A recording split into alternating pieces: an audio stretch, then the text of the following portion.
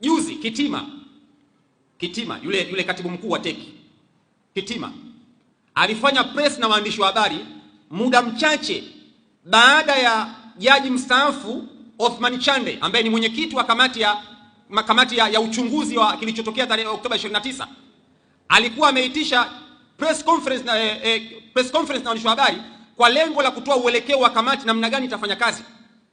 Kitima akaamua kutoka na yeye mbele kwenda kuitisha mkutano na waandishi wa habari. Lengo ni kuwa ile agenda. Muda mchache uliopita mkuu wa mkoa alikuwa ameitisha mkutano na waandishi wa habari, press na waandishi wa habari. Lengo akawaambia kwamba rais kesho ataongea na wazee. Kitima baada ya kauli ile mkuu wa mkoa naye akafanya press na waandishi wa habari. Lengo ni kuua ile agenda. Yaani kupoteza tension ya raia, kwamba wasiwe tension kusikiliza rais anataka kusema nini. Bali alichokifanya akaongea yeye akachafua hali ya hewa. Unajua hivi vitu nataka watu waelewa sana, ndio wanaweza wakaelewa michezo hii inachezwaje. Sio kama mtu aliyezuka tu kwamba kaamua kuongea na waandishi wa habari. Kulikuwa na matukio makubwa mawili. Tukio la kwanza, Othman Chande anaongea na habari yake ikameke headline kwamba mwenyekiti wa kamati kaelezea kazi watakayofanya. Vyombo vya habari vyote vikaripoti.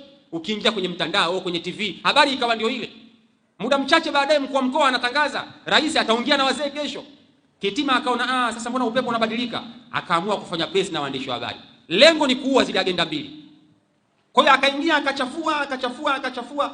Sasa Mwenyezi Mungu alipokuwa waajabu kwenye yale maneno yake akamropokesha, akaropoka. Kuna vitu vingi kuna watu walikuwa wajui na wamevijua kupitia yule Kitima alivyoongea juzi. Mashekhi wakiongea, baadhi ya Waislamu mnawaona kama chawa. Lakini uzuri ni kwamba Mwenyezi Mungu amemropokesha yule, kaja kuongea mwenyewe kwamba wao wanapata misamaha ya kodi, wao wana shule kadha. Mimi nilitoa takwimu ya idadi ya shule walizokuwa nazo, kaja kuongea Kitima mwenyewe. Nilitoa takwimu ya hospitali walizokuwa nazo, dispensary walizokuwa nazo, kaja kuongea mwenyewe Kitima. Tunazungumza habari ya memorandum of understanding, watu wakaona kama vile hao sio kweli, kaja kuongea mwenyewe Kitima. Kwa hiyo kawathibitishia watu kwamba wao wanapata kodi, yani kodi yako wewe, wao Wakatoliki wanapata. Kaongea mwenyewe Kitima. Mungu kaamua kumropokesha ili mjue. Kwa hiyo mashekhi wanapokuwa wanaongea wakati mwingine muelewe kwamba hivi vitu ni vya kweli. Sio kama watu wanaongea kama kasuku tu, hapana. Watu wanakuwa na details maalum, wanajua hawa wanapata hiki na hiki na hiki na hiki. Kodi yako wewe unayolipa wanapewa wao. Sasa ajabu ni kwamba tangu mkataba wa memorandum of understanding, tangu miaka ya 90 mpaka leo uliposainiwa, pesa waliochukua wale wa Katoliki inafika trilioni 1.2. Trilioni 1.2. Trilioni 1.2. Pesa waliochukua wale wa Katoliki. Yaani serikali inagawa ruzuku kuwapa wale trilioni 1.2. Trilioni 1.2 wanapewa